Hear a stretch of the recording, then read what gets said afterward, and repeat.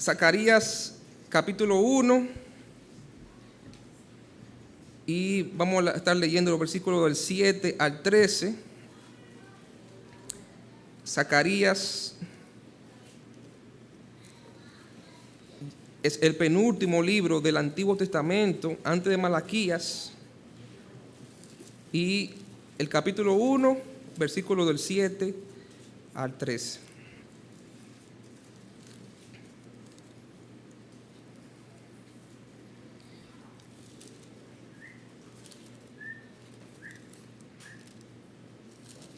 Zacarías 1, 7 al 13.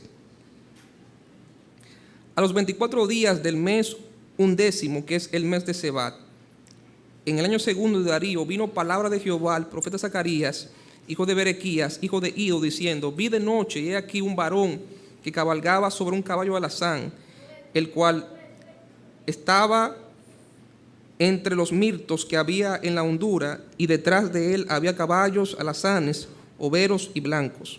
Entonces dije: ¿qué son estos, Señor mío? Y me dijo el ángel que hablaba conmigo: yo te enseñaré lo que son estos. Y aquel varón que estaba entre los mirtos respondió y dijo: estos son los que Jehová ha enviado a recorrer la tierra. Y ellos hablaron a aquel ángel de Jehová que estaba entre los mirtos y dijeron: hemos recorrido la tierra, y aquí toda la tierra está reposada y quieta. Respondió el ángel de Jehová y dijo: oh Jehová de los ejércitos, ¿hasta cuándo no tendrás piedad de Jerusalén y de las ciudades de Judá, con las cuales has estado airado por espacio de 70 años? Y Jehová respondió: buenas palabras, palabras consoladoras al ángel que hablaba conmigo. En esta noche vamos a predicar, ¿verdad?, acerca del libro de Zacarías, continuando nuestra serie de predicaciones a través de la Biblia, y vamos a predicar bajo el título Motivados por la predicación. Motivados por la predicación. Vamos a orar. Padre celestial, Padre bueno, gracias, Señor, porque una vez más podemos abrir tu palabra y estudiarla, Señor. Y qué hermoso, Señor, es escuchar tu palabra y poder ser edificados, poder ser motivados, poder ser instruidos por ella. Padre, rogamos que tú nos des un corazón dispuesto, un corazón humilde, un corazón atento a todo lo que tú nos quieres enseñar en esta noche. Bendice este tiempo, trae edificación a tu pueblo y salvación una más en Cristo. En el nombre de Jesús. Amén. Pueden sentarse, hermano. Gracias.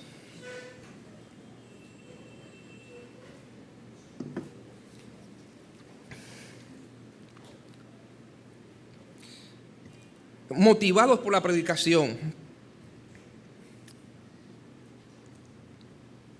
El libro de Zacarías, ¿verdad? ¿Cuántos de ustedes habían leído este libro anteriormente? A ver. Muchas, hermanos. Qué bueno. Eso quiere decir que usted ha leído la Biblia completa. Qué bueno. Este libro no es muy conocido, no es un libro quizás que se predique mucho, y esa es la importancia de esta serie de predicación a través de la Biblia, porque nos obliga a tener que estudiar y ver cada libro de la Biblia. Y hermano, cada libro de la Biblia es inspirado por Dios y es útil, dice la palabra de Dios. Útil para enseñarnos, útil para instruirnos, para redarguirnos, dice la palabra de Dios. Así que no podemos desechar nada, ningún versículo, ninguna palabra que está en la Biblia. Todo es provechoso para el cristiano. El versículo 1, por favor, capítulo 1, versículo 1, nos dice quién era Zacarías. Dice: en el 8º mes del año segundo de Darío vino palabra de Jehová al profeta Zacarías, hijo de Berequías, hijo de Ido, diciendo. Este hombre Zacarías era hijo de Berequías y nieto, dice aquí la palabra de Dios, de Ido. Ido. Este hombre, Ido, es mencionado en Nehemías capítulo 12 como uno de los sacerdotes que regresaron a Jerusalén después de la cautividad con Zorobabel.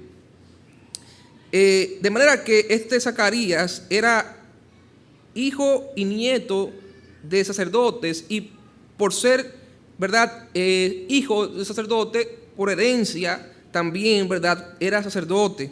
Este hombre, Zacarías, además de profeta, era un sacerdote de Dios. Su nombre, Zacarías, significa Jehová recuerda. Zacarías comenzó su ministerio profético 2 meses después que el profeta Ageo en el año 520 a.C. Usted recuerda que la última vez que predicamos sobre esta serie, predicamos sobre el libro de Ageo, y el título del mensaje fue Movidos por la predicación. Esta noche vamos a hablar de Zacarías bajo el título Motivados por la predicación. Y vimos en aquel mensaje que inmediatamente se cumplen los 70 años que Dios había profetizado que su pueblo pasaría por su pecado en cautiverio. Después que se cumple esos años, Dios levanta al rey Ciro y lo usa para permitir que los judíos regresaran a su tierra, a Jerusalén, para reconstruir la ciudad y para reconstruir el templo de Dios. Y vimos que todo esto se encuentra relatado en el libro de Esdras. El libro de Esdras comienza con ese primer viaje de judíos de regreso de la cautividad a Jerusalén. Más de 50,000 judíos regresaron en ese primer viaje, liderados por Zorobabel. Y ya cuando llegaron a Jerusalén, pues estos judíos comenzaron inmediatamente a reconstruir la ciudad, y inmediatamente reconstruyeron el altar de Dios y comenzaron a sacrificar holocaustos a Dios. Inmediatamente, ¿verdad?, ellos también comenzaron a reedificar el templo. Pero se levantaron unos enemigos de los judíos, los samaritanos. ¿Recuerdan los samaritanos? Los samaritanos, que son los familiares de los judíos que viven en el norte de Palestina, que son mitad judío, mitad gentil. Los samaritanos con Sanbalat, recuerda, del libro de Nehemías, Sanbalat, Tobías y toda esta gente eran de Samaria y se opusieron a los judíos. No querían que los judíos reconstruyeran su templo a Dios.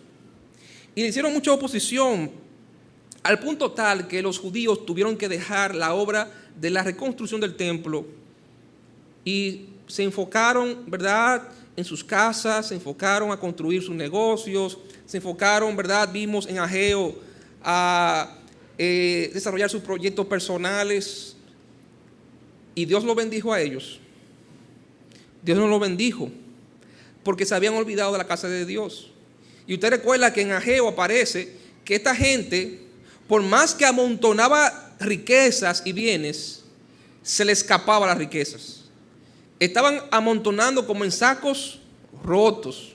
Porque por más que ellos acumulaban riquezas y bienes, como que no le rendía. Y hermano, muchos de nosotros sabemos lo que es no diezmar a Dios, ¿verdad? Lo que es robarle a Dios, y Dios no te bendice. Y usted, por más que usted quiere, ¿verdad?, ahorrar, el dinero no le da, porque le está robando a Dios. Y estos judíos dejaron de construir el templo, se olvidaron de la casa de Dios y abandonaron la casa de Dios durante 16 años. Los judíos no tenían sus prioridades bien puestas, no estaban, ¿verdad?, pensando en los planes y en la voluntad de Dios. Y vimos que Dios levanta a Ageo para mover al pueblo otra vez, empujar al pueblo a través de su predicación, a través de la predicación de la palabra de Dios. Dios levantó a este hombre, Ageo, para mover al pueblo otra vez a hacer la voluntad de Dios. Y Dios permitió un gran avivamiento. Y los judíos, dice la palabra de Dios en el libro de Esdras, que volvieron otra vez a retomar la obra que habían abandonado de la reconstrucción del templo, y Dios comenzó otra vez a bendecir a su pueblo. 2 meses después que Ageo comienza su ministerio, Dios levanta a este hombre Zacarías. Ahora, ambos, dice la Biblia, sirvieron a Dios y fueron quienes Dios usó para que el pueblo retomara la obra de Dios. Sin embargo, aunque ambos tenían el mismo objetivo, que era que Israel retomara la obra de Dios de reconstrucción, porque para Dios poder traer el Mesías, la ciudad de Jerusalén y el templo debía estar construido otra vez. Aunque ambos tenían el mismo objetivo, pero Dios lo usó de manera distinta. Dios usó a Ageo para iniciar esa chispa en el pueblo, mover al pueblo, empujar al pueblo a retomar la obra de Dios. Pero más adelante Dios usaría a Zacarías para mantener al pueblo animado y motivado en la obra de Dios. Ageo, dice la Biblia, que duró solamente 4 meses de ministerio. Y en esos 4 meses Dios levantó un fuego por Dios en el pueblo, un avivamiento causó Dios a través de Ageo. En 4 meses hubo un avivamiento espiritual en la nación de Israel. Pero para que ese avivamiento se mantuviera, ese fuego por Dios se mantuviera en el pueblo, Dios levantó a Zacarías para que a través de su predicación se mantuviera viva esa llama en el pueblo, se mantuviera el pueblo motivado y enfocado. ¿Hasta qué? Hasta que terminara toda la obra de Dios. ¿Recuerdan ese himno, verdad? Que lo vamos a cantar al final. Anímate y esfuérzate y manos a la obra. No temas ni desmayes, ¿verdad? Hasta que acabes toda la obra de Dios. De manera, hermanos, que Dios usó a este hombre, Zacarías, para motivar al pueblo de Dios a través de la predicación, a pesar de las circunstancias y las oposiciones. Dios usó a Zacarías para que a través de su predicación constante el pueblo recibiera ánimo y estímulo y motivación para continuar la obra que habían comenzado a pesar de las aflicciones presentes, siempre enfocando al pueblo en las glorias futuras que Dios iba a traer a su nación cuando la ciudad estuviera construida, cuando el templo estuviera otra vez construido y cuando el Mesías esperado volviera a su pueblo. De manera que Dios motivó a su pueblo a trabajar y a serle fiel. Mira lo que dice Zacarías, capítulo 9, versículo 9.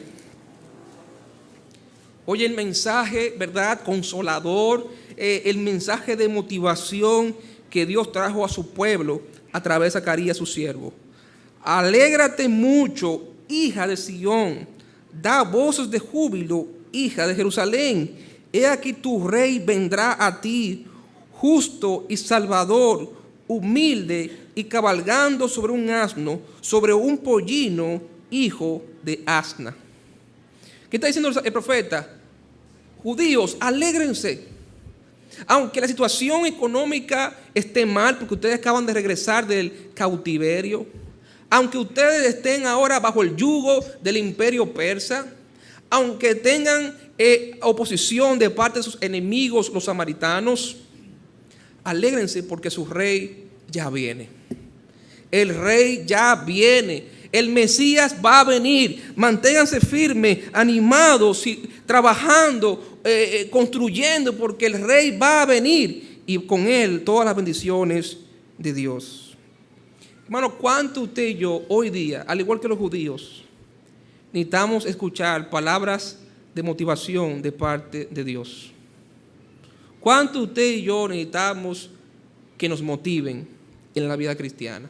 ¿Cuánto necesitamos escuchar esas palabras de ánimo, esas palabras de motivación? La palabra motivación, ¿verdad?, tiene que ver con un estado interno en la persona. Un estado interno que activa, que dirige y que mantiene una conducta en la persona. La motivación implica estados internos que dirigen el organismo hacia metas o fines determinados y son los impulsos que mueven a la persona a realizar determinadas acciones y, bien importante, persistir en ellas hasta su culminación. Muy largo, ¿verdad? Pero entendió la idea. La motivación es lo que nos mueve y nos mantiene fiel en la tarea que hemos tomado hacer hasta concluir ese trabajo. Mucha gente empieza una cosa y no la concluye. ¿Por qué? Porque pierde ¿qué? Pierde la motivación, pierde el interés. Yo recuerdo que el pastor nos decía siempre en la casa: termina lo que tú comienzas. Finish what you start, ¿verdad? Es una máxima americana en inglés. Termina lo que tú empiezas. No dejes nada por la mitad. Si Dios te ha llamado a hacer algo, si Dios te ha impulsado a hacer algo y lo estás haciendo, termina de hacer eso. No te quedes por la mitad. No pierdas la motivación, no pierdas el interés que Dios puso en tu vida. Este término de motivación tiene que ver mucho con la voluntad de la persona y con el interés. La voluntad, ¿verdad?, es el carácter que nos mantiene en la tarea hasta terminar eso. Y el interés es importante, ¿verdad?, mantener ese interés, porque eso nos va a mantener motivados. Y hoy día las empresas invierten mucho dinero en motivación a sus empleados, ¿sí o no? Las empresas tienen ya presupuestado en su presupuesto anual dinero, ¿verdad?, recursos para invertir en charlas motivacionales. Invitan a expertos para que le den charlas, talleres de motivación a sus empleados, para mantener a sus empleados contentos, enfocados en la tarea, para que sean más productivos. Algunas empresas tienen un paquete de incentivos, ¿sí o no?, para mantener el interés y mantener a los empleados contentos, para que puedan, ¿verdad?, tener una motivación que les permita ser productivos y llevar a cabo los propósitos de la empresa. De hecho, hoy día cuando tú estás en una entrevista, lo primero que tú preguntas es: ¿y cuáles son los beneficios, verdad, que esta empresa ofrece? O sea, ¿cuáles son los incentivos? Algunos, ¿verdad?, ofrecen incentivos, ¿verdad?, médicos o educativos o de combustible, muchos, ¿verdad?, incentivos, ¿verdad?, comisiones, con el objetivo de mantener, ¿verdad? Yo recuerdo que en los call centers, ¿verdad?, aquellos que han trabajado saben que es así. Le dan muchas metas y tú tienes que lograr metas. Si tú logras una meta de tantas llamadas, entonces te dan tanto dinero, ¿verdad? Te dan una porción extra ese mes porque tú lograste una meta. No, mantenerte siempre motivado y siempre interesado en el trabajo. ¿Y por qué todo eso? Porque los seres humanos perdemos el interés fácilmente, ¿sí o no? Los seres humanos nos aburrimos fácilmente, los seres humanos nos cansamos, nos desmotivamos, nos desanimamos muy fácilmente. Comenzamos a hacer algo y ya después al rato estamos desanimados o perdemos el interés con mucha facilidad. Y los cristianos no somos diferentes, ¿sí o no? El creyente es igual. El creyente en los caminos de Dios, la vida cristiana muchas veces tiende a desanimarse. Muchas veces tiende a desmotivarse, a perder el enfoque, a perder el ánimo, a perder la motivación. ¿Por qué yo soy cristiano? ¿Por qué yo hago lo que yo hago? ¿Por qué yo soy así? Y se deja y se cuestiona, de verdad, y se desanima y se desmotiva. Y el cristiano, ¿verdad?, es frágil. Los cristianos somos frágiles y a la primera oposición o situación difícil ya queremos tirar la toalla. Me voy a esta iglesia. A la primera discusión o problema con el pastor o con algún hermano, dejo esta iglesia, ya me cansé de esta iglesia. Estoy cansado, que los hermanos no son fáciles, que mira. O el primer problema en un ministerio: pastor, tome, le entrego ese ministerio, yo no puedo seguir ahí. Pero, hermano, ¿qué pasó? No es que yo no puedo, yo estoy cansado ya, siempre lo mismo, yo estoy desanimado ya. Pastor, me cambio de ministerio ya, le entrego el ministerio, yo no sigo en este ministerio. Esas son expresiones muy comunes, hermanos. O me divorcio, nos divorciamos, se acabó esto ya. Ya yo perdí el amor, ya perdí el interés, esto es problema tras problema, nos divorciamos, me divorcio, nos separamos. Son expresiones de cristianos, muy comunes, pero no son correctas, hermanos. Usted y yo como cristianos debemos ser diferentes a los demás. Pero hermano, eso no es algo nuevo. Siempre los cristianos, los creyentes, los seres humanos han sido así. Y en la Biblia encontramos ejemplos de hombres de Dios, gente santa, gente, siervos de Dios, que en algún momento en su vida cristiana, en su ministerio, se desanimaron. Querían tirar la toalla. Por ejemplo, acompáñame a Primera de Reyes, capítulo 19.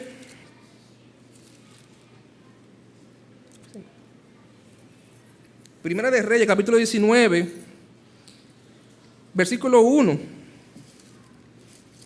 Ahí encontramos el ejemplo del profeta Elías. Primera de Reyes 19. Versículo 1. Acab dio a Jezabel la nueva de todo lo que Elías había hecho y de cómo había matado a espada a todos los profetas. Entonces envió Jezabel a Elías un mensajero diciendo: así me hagan los dioses y aún me añadan, si mañana a estas horas yo no he puesto tu persona como la de uno de ellos. Viendo pues el peligro, se levantó y se fue para salvar su vida, y vino a Beerseba, que está en Judá, y dejó allí a su criado. Y él se fue por el desierto un día de camino, y vino y se sentó debajo de un enebro, y deseando que morirse, dijo: basta ya, oh Jehová, quítame la vida, pues no soy yo mejor que mis padres. Ven acá, pero Elías, este gran hombre de Dios, que hacía ratico él había clamado a Dios para que Dios mandara fuego del cielo y consumiera el holocausto, y Dios, ¿verdad?, escuchó su oración porque era un hombre de fe, y Dios mandó fuego del cielo y consumió el holocausto. Este Elías, que acababa de matar a 400 profetas él mismo de Baal falsos. Este Elías que había, ¿verdad?, profetizado que no iba a haber agua, que no iba a haber lluvia por 3 años, y efectivamente no hubo lluvia por 3 años. Este gran hombre de Dios ahora está huyendo, y más aún, este hombre de Dios está desanimado, perdió el interés, perdió la motivación. Este hombre hasta estaba medio depresivo, ¿sí o no? Porque este hombre lo que ansiaba era terminar con su vida. Este hombre se sintió como que no había salida, como que había tocado fondo, como que no había escapatoria, y la mejor opción era quitarse la vida. Dios, ya estoy cansado de esto, Señor. Te entrego el ministerio, no puedo seguir en esto, quítame la vida. ¿Esa era la voluntad de Dios para este hombre? No. Pero este hombre se desanimó. Ahora, algunos dicen que lo que desanimó a Elías fue que no fue tanto el peligro de Jezabel, porque él había estado en peligro antes, sino que después del capítulo 18, cuando él vio cómo Dios respondió con fuego y cómo el pueblo de Israel, ¿verdad?, creyó a Dios por medio de su predicación y por medio de la gran obra que Dios hizo a través de este hombre. Él esperaba un avivamiento en Israel. Él esperaba que el pueblo iba a volverse en masa otra vez a Dios y que iba a dejar los dioses falsos. Sin embargo, la cosa no sucedió como él esperaba. En vez de un avivamiento, ahora había una sentencia de muerte de parte de la reina pidiendo su cabeza. Así que este hombre perdió el interés. Dijo: ¿para qué sirvo yo a Dios? Porque no logro los resultados que yo espero. Se desmotivó Elías, perdió el interés, se desanimó. Y hermano, esto del desánimo es muy serio, hermano. Porque el maligno, Satanás, puede utilizar ese momento de debilidad en tu vida. Y si tú no eres como David, que estás ejercitado en fortalecerse personalmente con Dios. Hermano, ¿usted alguna vez se ha fortalecido a solas con Dios? Usted solo, sin medios externos, sin buscar ayuda de nadie, usted solo con Dios, en momentos difíciles, en momentos de necesidad, de desesperación, de desánimo, ¿usted se ha levantado el ánimo con Dios? ¿Usted solo? David lo hizo. David acostumbraba a fortalecerse con Dios. Este hombre, Elías, no lo hizo así. Él dejó que el desánimo lo venciera, y el desánimo puede llevarte a la depresión. Y la depresión es un hoyo profundo donde la gente cae y muchas veces no sale de ahí. Y saben que este hombre, Elías, usted vio lo que él hizo. Él salió huyendo del problema. En vez de enfrentar el problema, él salió huyendo del problema. En vez de buscar ayuda, este hombre dejó a su criado y se fue solo. Se aisló. Todas las características de un hombre depresivo. salió huyendo del problema, se aisló de los demás, no buscó ayuda, se encerró en sus propios pensamientos, no buscó a Dios en oración. Este hombre estaba listo, ¿verdad? Estaba en depresión. Pero qué bueno es el Señor. Versículo 5, ¿qué hace Dios? ¿Lo hunde más en el hoyo de depresión Dios? No. Dice, y echándose debajo del enebro, se quedó dormido. Y aquí luego un ángel le tocó y le dijo, ¿qué? Levántate, come. Elías, la vida no se ha acabado porque esta mujer te cayó atrás. La vida no se ha acabado por eso. Sigue adelante, siervo mío, levántate, come y sigue adelante, porque todavía hay mucho trabajo por hacer, Elías. La vida no ha terminado. Sigue adelante. Qué bueno, hermano, escuchar esas palabras de ánimo de parte de Dios. Esa motivación que Dios nos da continuamente, que nos levanta el ánimo y nos mantiene en la carrera, nos mantiene en el ministerio que el Señor nos ha dado. Y este libro de Zacarías tiene como objetivo precisamente levantar el ánimo de los judíos, mantenerlos motivados, incentivados para que concluyeran la obra de la construcción de la casa de Dios. Pero hay otro ejemplo de otro hombre de Dios que se desanimó. Y está en el libro de los Salmos, ¿te recuerda? Y empieza con su nombre con A. Asaf, ¿verdad? El Salmo 73. Asaf, dice la Biblia que por poco que se descarría. Asaf era un hombre de Dios, que era un líder de adoración en el templo de Dios. Era un salmista, escribía muchos salmos. Este hombre en un momento en su vida se desanimó y dijo, voy a dejar esto, voy a dejar el ministerio, es más, voy a dejar los caminos de Dios.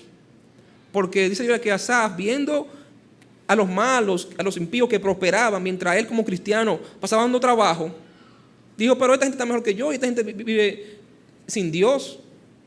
Y ¿saben qué dice Asaf? Asaf llega al punto de decirle a Dios, en vano he limpiado mi corazón y lavado mis manos en inocencia. Hermano, ¿eso es cierto lo que dice Asaf? Servir a Dios es en vano. Vivir para Dios es en vano. Es de balde que uno sirve a Dios. Uno no va a recibir nada por servir a Dios, por vivir para Dios. No es verdad, hermano. Eso no es cierto en ninguna manera. Nadie sirve a Dios de balde. Amén. Nadie vive para Dios sin obtener nada de parte de Dios. Eso no es verdad. Y fue exactamente lo que Satanás le dijo a Dios cuando iba a tentar a Job. ¿Ustedes recuerdan? En el cielo. Dios le dice, Satanás no ha considerado a mi siervo Job, varón justo, temeroso de Dios, apartado del mal.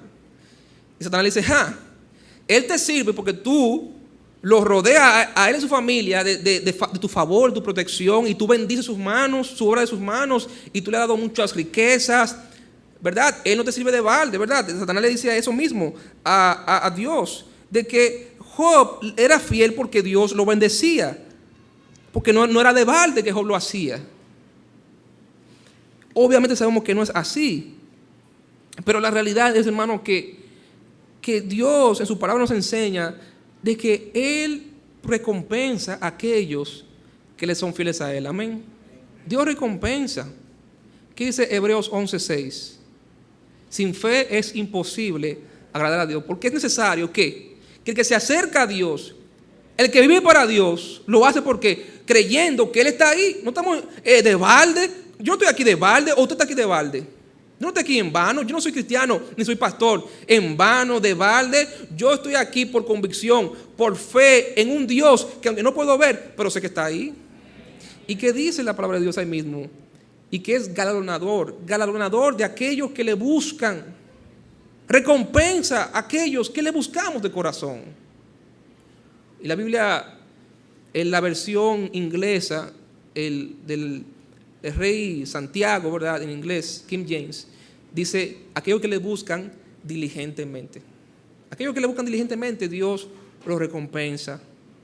Todos vivimos para Dios, creyendo en Él y creyendo que lo que Él ha prometido a aquellos que le aman y le buscan.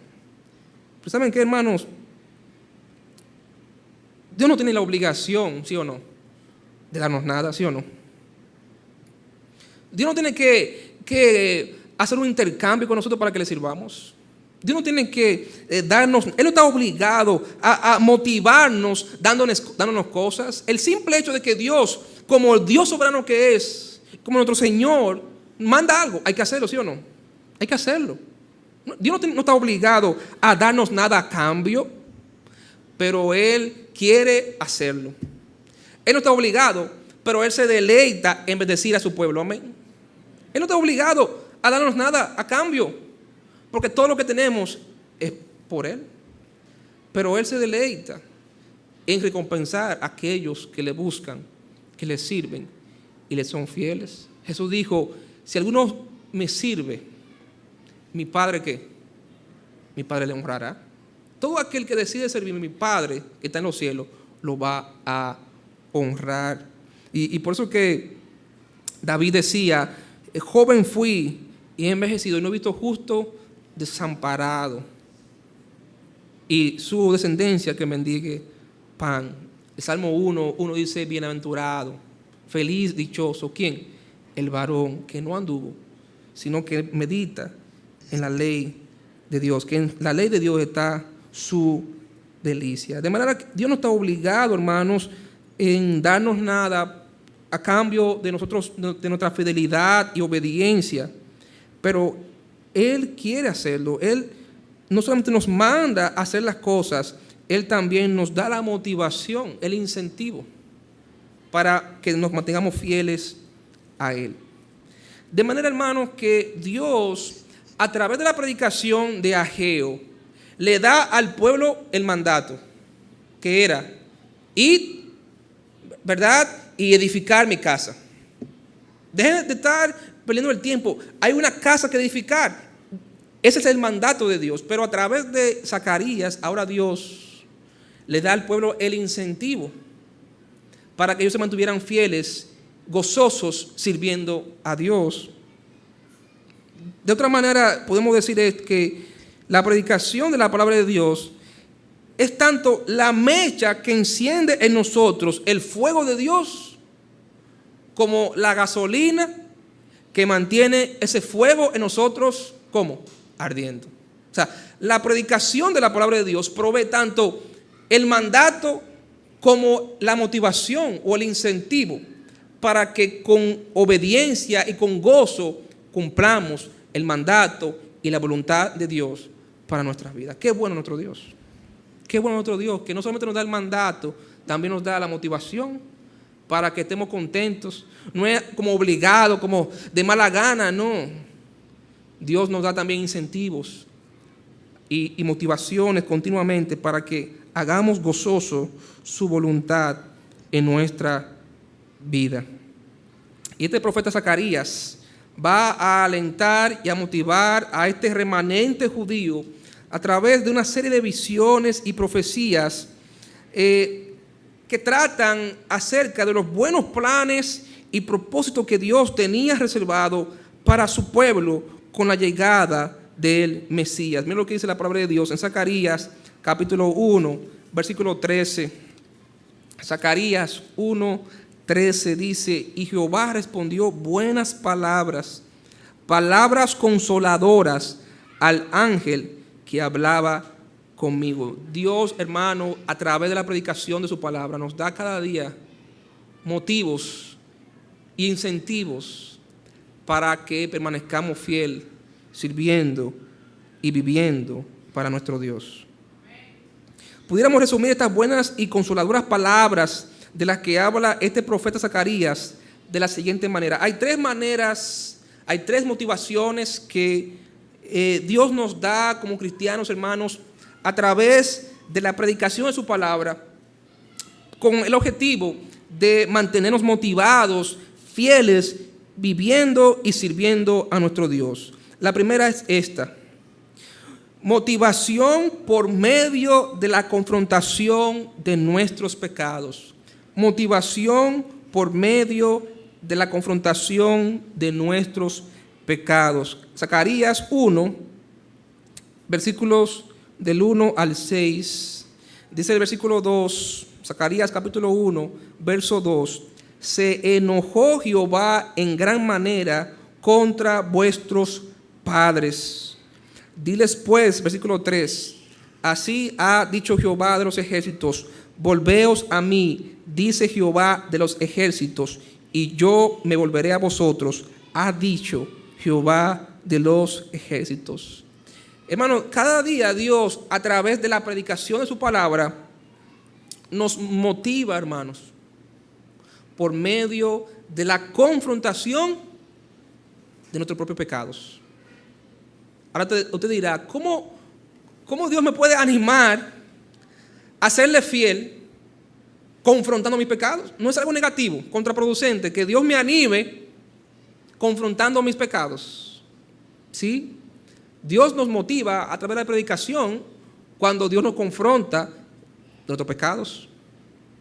Aquí Dios está confrontando el pecado del pueblo y lo hace de dos maneras. En primer lugar, la predicación nos recuerda nuestros pecados pasados. La predicación nos recuerda nuestros pecados pasados. Versículo 2 dice, se enojó Jehová en gran manera ¿contra quiénes? Contra vuestros padres, vuestros antepasados.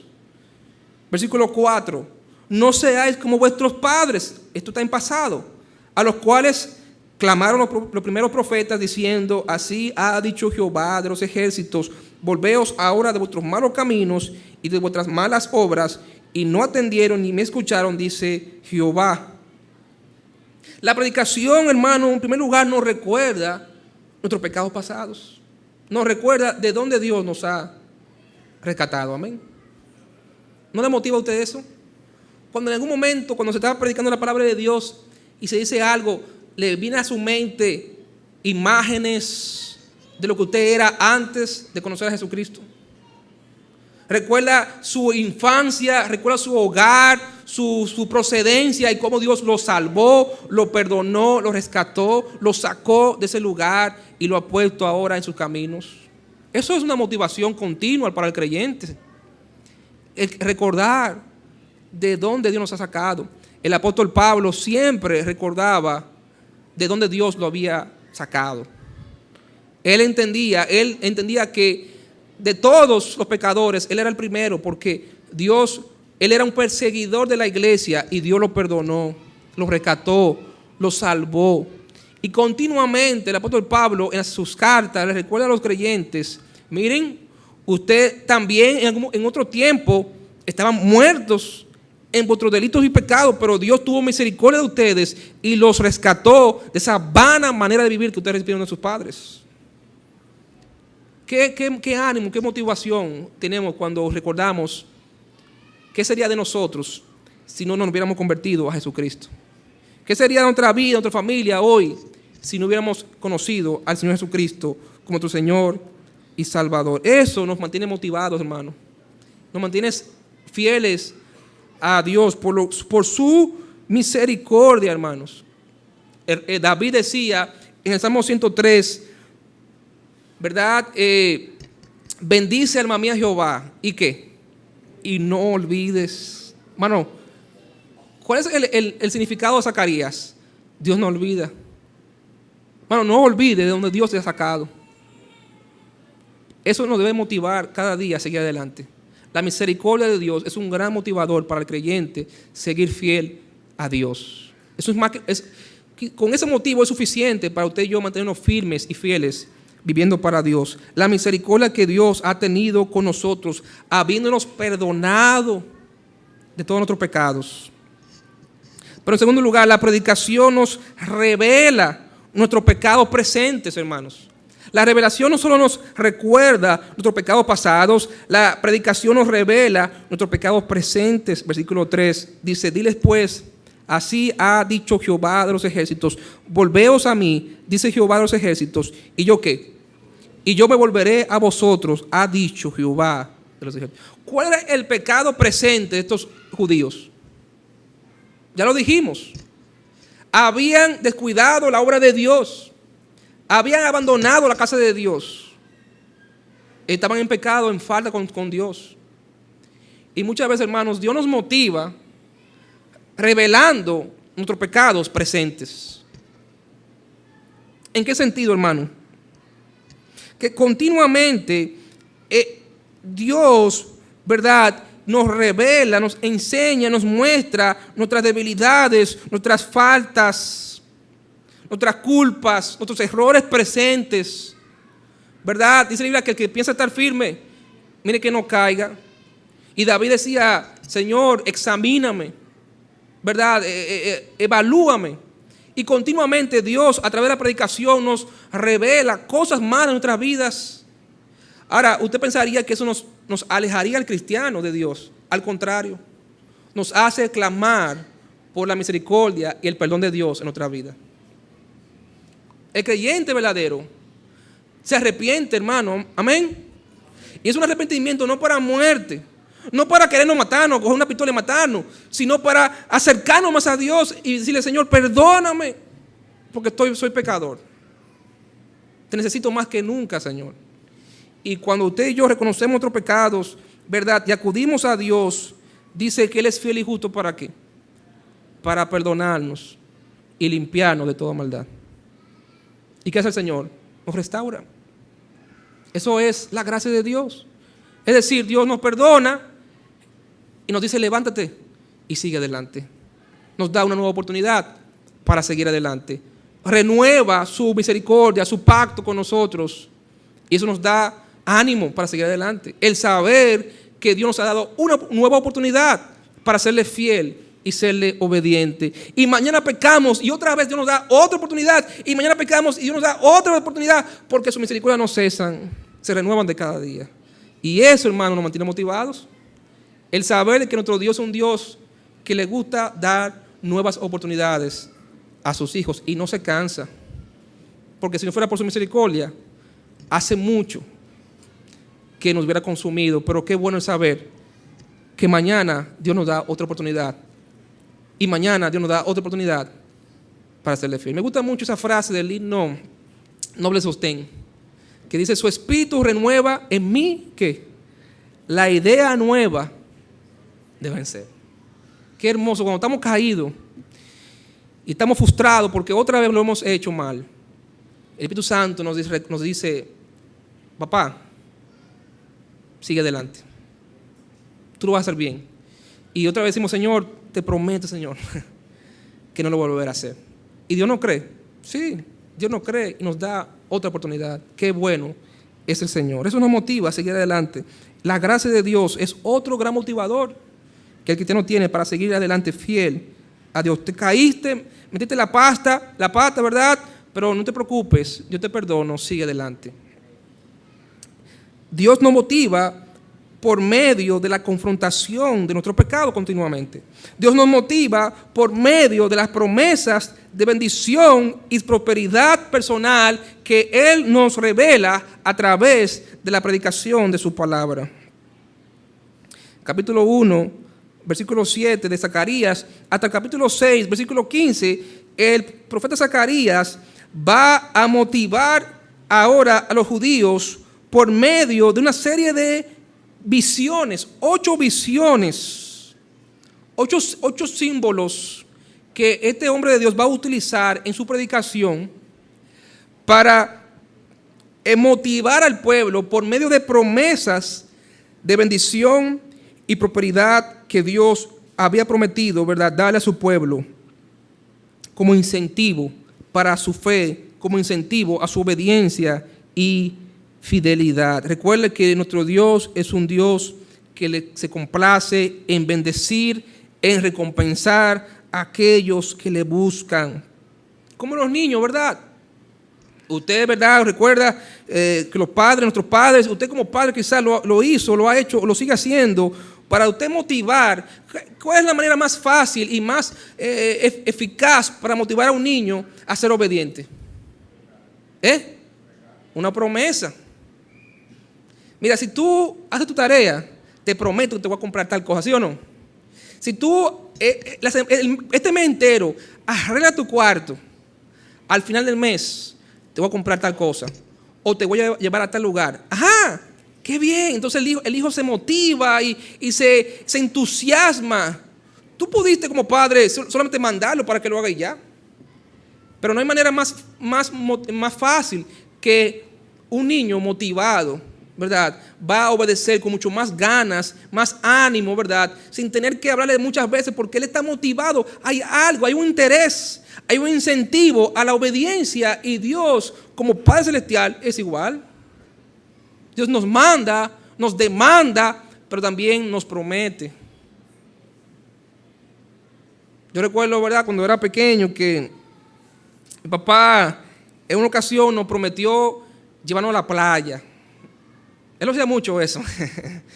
Si tú, ¿verdad?, haces tus tareas esta semana y arreglas tu cuarto, si todos ustedes son obedientes, el sábado vamos a ir a la playa. Y no, la semana entera motivado porque el sábado vamos para la playa, y tú te ponías de que llegaba del colegio a hacer la tarea, arreglar el cuarto. ¿Por qué? Porque papi dijo que si no hacemos esto, no va a llevar a la playa. Y uno, ¿verdad? Y la semana entera, recuérdense, si no hacen eso, no hay playa. No, papi, no. Tú vas a ver que lo vamos a hacer. Y finalmente llegaba el sábado y estábamos preparados con toda la maleta, los bultos, todo hecho. Y nos íbamos en el carrito rojo que teníamos un Toyota Starlet. Y algo pasaba y no íbamos a la playa. Muchas veces pasó eso. Yo recuerdo una vez que había que subir en la zona del puerto, ¿verdad?, esa subidita para coger el puente. Ahí en esa subidita se nos quedó el carro una vez. Y de muchas cosas pasaban. Se dañaba el carro en la casa porque era un carro malo. Y bueno, muchos problemas teníamos. Y uno estaba, ¿verdad?, frustrado. Y no es que ellos no querían cumplir sus promesas. Es que las circunstancias, otras ocasiones nos llevaron. No voy a decir que nunca nos llevaron. Pero recuerdo esos momentos frustrantes donde no podían cumplir su promesa porque algo pasaba con el vehículo. Pero qué bueno que nuestro Dios es un Padre Celestial que quiere bendecirnos y recompensarnos, y que puede hacerlo. Y que a pesar de las circunstancias, nada puede impedir la bendición de Dios a aquellos que le aman y le son fieles a Él. ¿Cuáles fueron algunas de las promesas que Dios le hizo a su pueblo? Bueno, encontramos en el capítulo 1, versículos 7 al 17, la primera visión de estas 8 visiones, la visión del que cabalga sobre los mirtos. Capítulo 1, versículo 7 de Zacarías. Esta visión simbolizaba, ¿verdad?, o indicaba que el tiempo para la restauración de Israel había llegado. Era momento, Dios prometía restaurar a su pueblo ya. La segunda visión la encontramos en el capítulo 1, versos 18 al 21. Y es la visión de los 4 cuernos y los 4 carpinteros.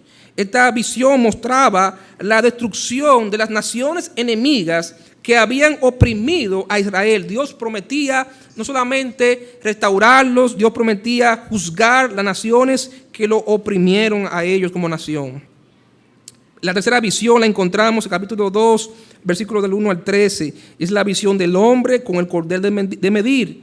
Y esta visión simbolizaba que la ciudad de Jerusalén iba a ser tan bendecida que debía ser reconstruida sin muros a causa de la cantidad de personas que Dios iba a darle a su pueblo.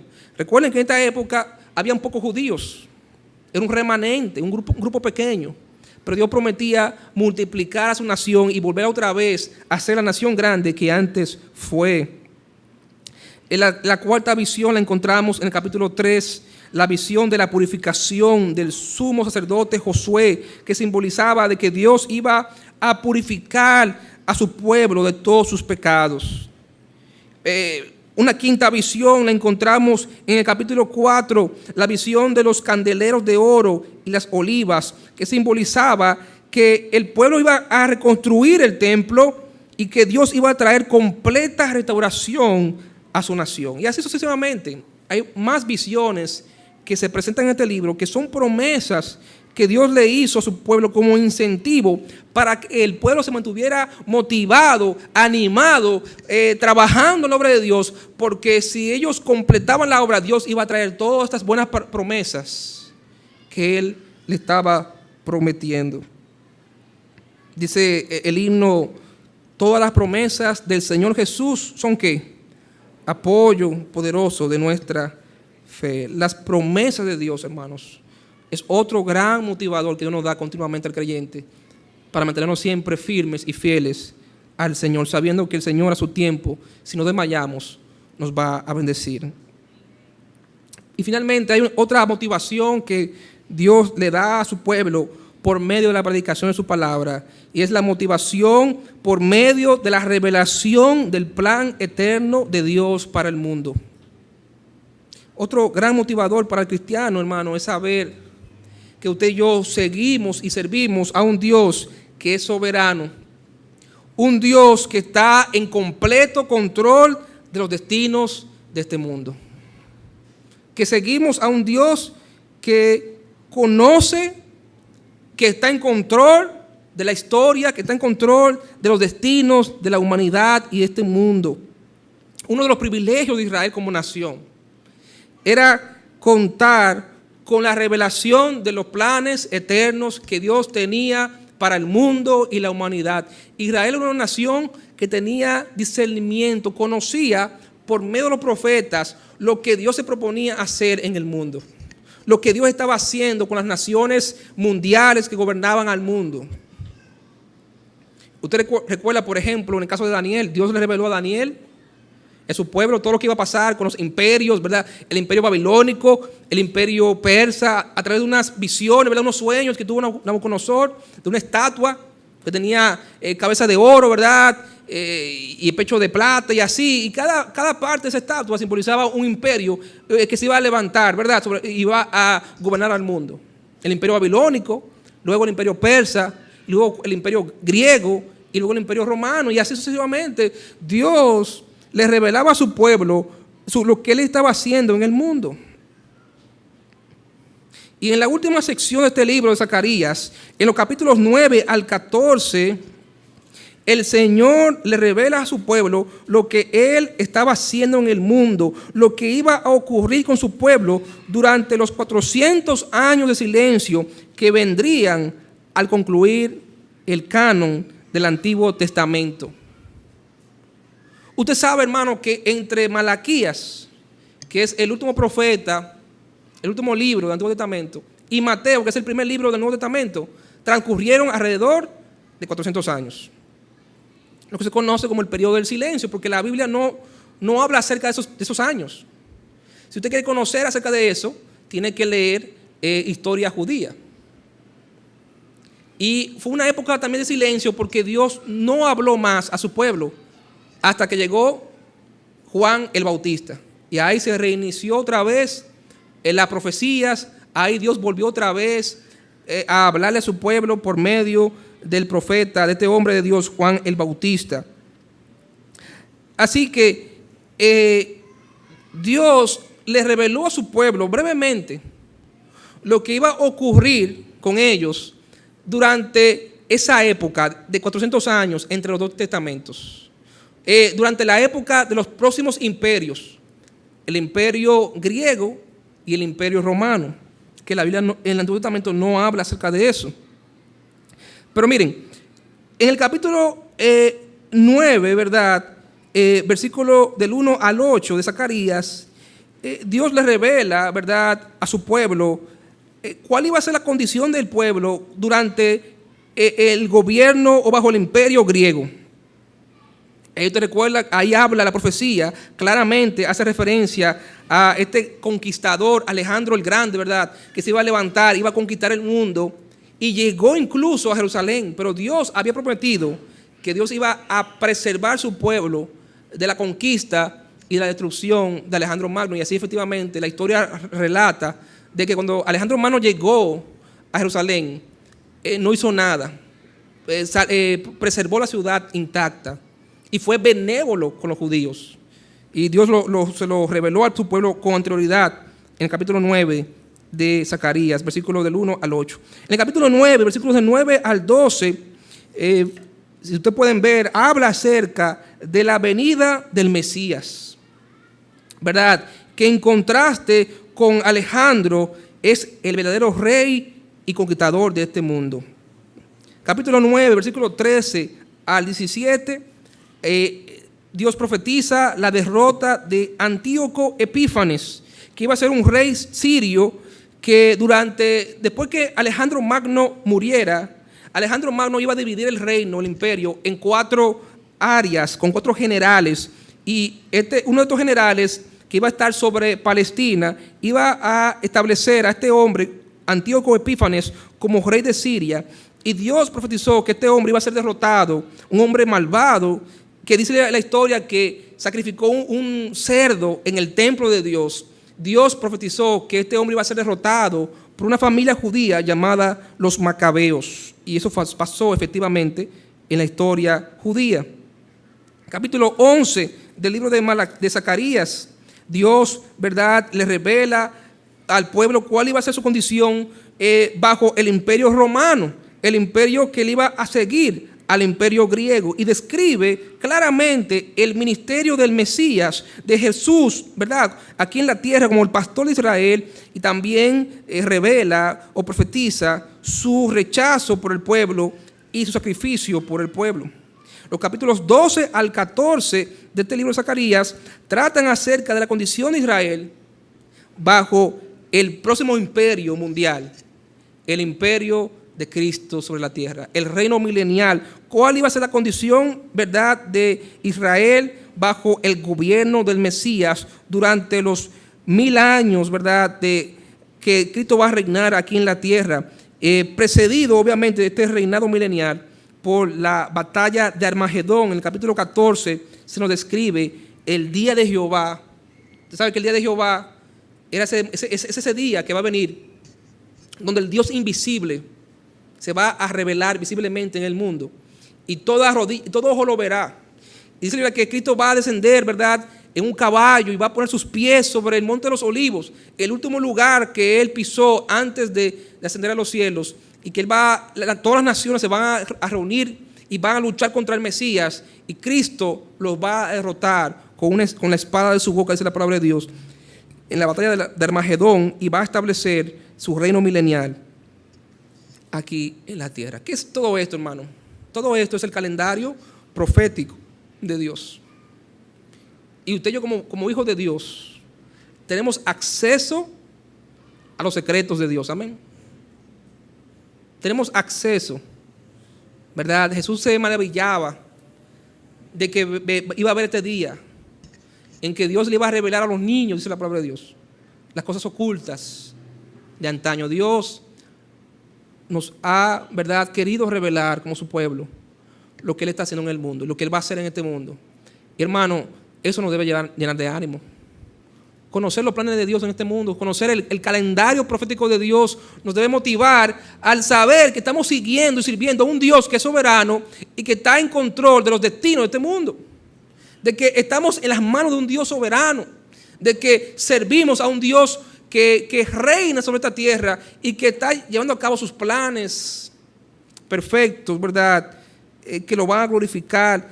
Como decía un hermano, ¿verdad?, que no entendía Apocalipsis y le dijo a otro hermano, no entiendo este libro de Apocalipsis, tantos símbolos, es tan difícil de entender. Y el hermano le dijo, no, pero eso es fácil. Apocalipsis es el libro más fácil de la Biblia. El libro más fácil de la Biblia, un libro de tantas profecías y símbolos, sí. Al final dice que vamos a ganar. Amén. Ya eso es todo. Al final dice que va a haber una batalla, pero al final Cristo va a ganar y también nosotros vamos a ganar. Entonces es fácil. Ya yo me leí el final del libro y al final ganamos. Hermanos, eso nos debe llenar de ánimo. Que estamos en el lugar correcto, estamos del lado correcto. Estamos en el lado vencedor, amén. No estamos perdiendo el tiempo. No estamos en un camino que nos va a llevar a la destrucción. Estamos en un camino de salvación. Estamos en el lado ganador. Estamos sirviendo a un Dios que es victorioso. Y por lo tanto, usted y yo somos más que vencedores por medio de aquel que nos amó. Si Dios está con nosotros, ¿quién contra nosotros, hermano? Eso nos debe llenar de ánimo. Y eso le dio un ánimo increíble, una motivación increíble a estos judíos. El saber que no había ni nadie que pudiera oponerse a ellos porque Dios estaba de parte de ellos. Dios lo había llamado a hacer eso. Y el que se opusiera a ellos se iba a oponer a Dios. Y mira lo que dice la palabra de Dios en el libro de Esdras, capítulo 5, por favor, hermanos. Esdras 5.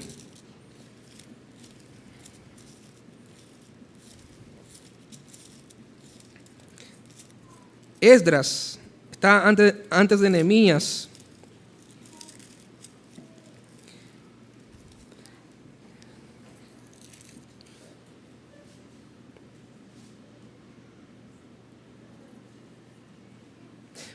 Capítulo 6, perdón, Esdras capítulo 6 y versículo 14. Esdras 6, 14. Dice, y los ancianos de los judíos edificaban y prosperaban conforme a la profecía del profeta Ageo y de quien Zacarías, hijo de Ido.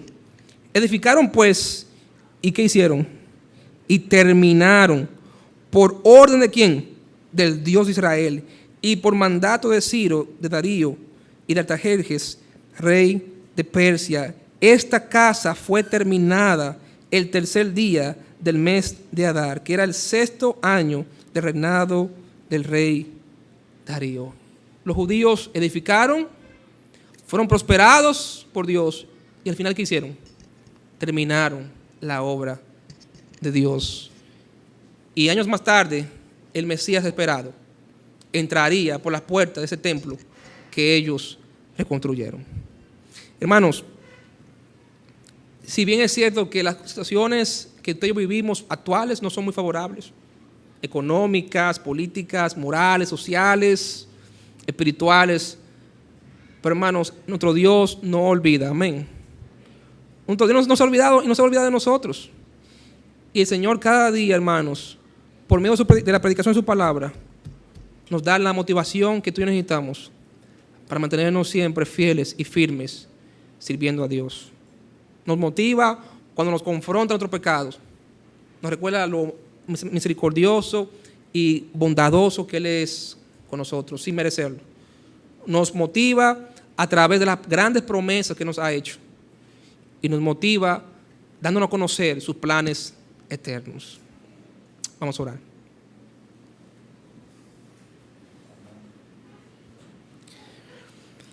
Padre bueno, Padre celestial, gracias, Señor, por tu amor, misericordia, tu bondad. Porque no solamente tú eres un Dios que nos manda a hacer las cosas, eres un Dios que nos motiva, nos incentiva para que lo hagamos con buen ánimo. Y Padre celestial, tú nos has trazado muy claramente qué tipo de vida tú quieres que vivamos en esta tierra, una vida santa, una vida consagrada a ti. Pero Dios tú también nos ha dado los incentivos y las motivaciones que nos van a permitir vivir de la manera que tú nos mandas que vivamos, Señor. Todo ojo cerrado, nadie mirando. Hermano, yo no sé tus problemas, no sé las situaciones que estás pasando de salud o familiar o económico, pero recuerda que usted y yo seguimos a un Dios vivo, un Dios poderoso, un Dios fiel, un Dios que cada día nos recuerda que Él está ahí, que Él no nos olvida y que a su tiempo, si nos desmayamos, Él nos va a bendecir, que Él nos va a sacar de cualquier problema, que no hay justo desamparado en su descendencia que mendigue pan, de que Dios no se olvida de sus hijos. Dios a su tiempo nos va a bendecir si usted y yo somos fieles a Él y no desmayamos, no nos desanimamos. No te dejes desanimar por el maligno. Pablo dice que las aflicciones presentes no son comparables ¿con qué? Con la gloria venidera que nosotros ha de manifestarse cuando Cristo venga. Estas aflicciones presentes, hermano, no se comparan con las glorias que vendrán con nuestro Señor Jesucristo. Amigos, si usted está aquí sin Cristo, yo le animo que usted le abra su vida a Jesucristo. Si usted no tiene a Cristo, tiene todas las razones para estar desanimado. Pero si usted deja que Cristo entre en su corazón, el Señor Jesucristo le va a llenar su vida de gozo, de paz, de su amor, y va a levantar su ánimo y los va a ayudar a vencer cualquier situación en su vida. Habrá alguien aquí que todavía no es cristiano, no es cristiana y dice, pastor, yo quiero en esta noche pedirle a Jesucristo que me salve y me dé la vida eterna. Abrir mi corazón a Jesucristo. Habrá alguien así. Tu mano alzada es señal de que tú quieres recibir a Jesucristo. ¿Habrá alguien así? ¿Alguien así? Padre celestial, gracias por tu palabra, Señor. Ayúdanos cada día a mantenernos fieles y firmes a ti. En el nombre de Jesús. Amén.